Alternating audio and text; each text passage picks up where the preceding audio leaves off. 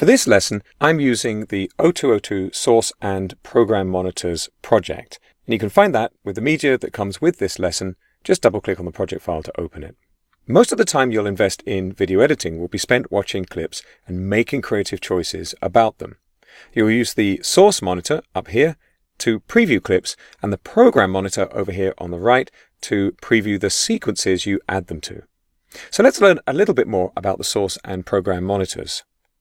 You can double-click on any clip in the project panel to open it in the Source monitor. You can play and stop using this button at the bottom, or you can use the spacebar. At the bottom left-hand corner, you can see we've got this series of 8 digits. In fact, we've got something very similar over on the right. And this is called timecode. It's measuring where we are in the clip in terms of hours, that's the first number, minutes, seconds, and individual frames. I can tell by looking at the bottom right-hand corner here the duration of the clip. It's 0 hours, 0 minutes, 13 seconds, and 14 frames long.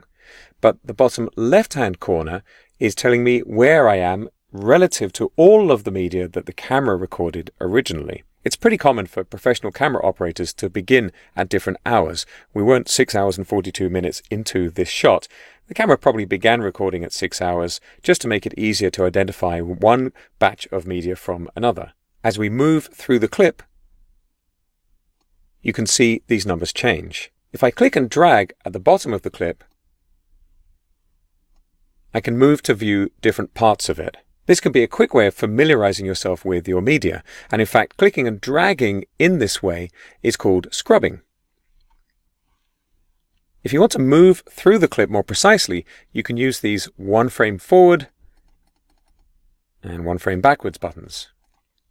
You can also use the arrow keys on the keyboard. Here's the right arrow and the left arrow.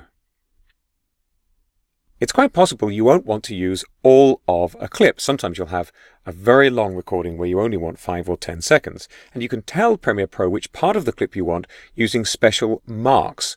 These are called in or out marks. The in mark is the beginning of the part you want, and we can add that mark by clicking the Mark In button right here.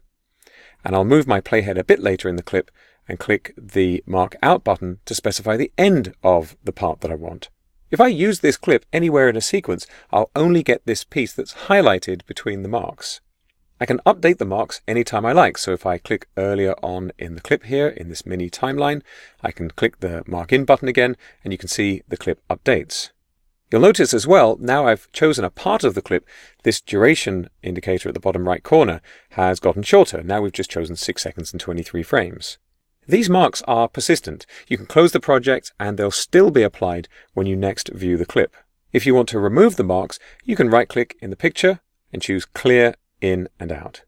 The Program monitor has the same controls as the Source monitor. You can play, stop, and so on.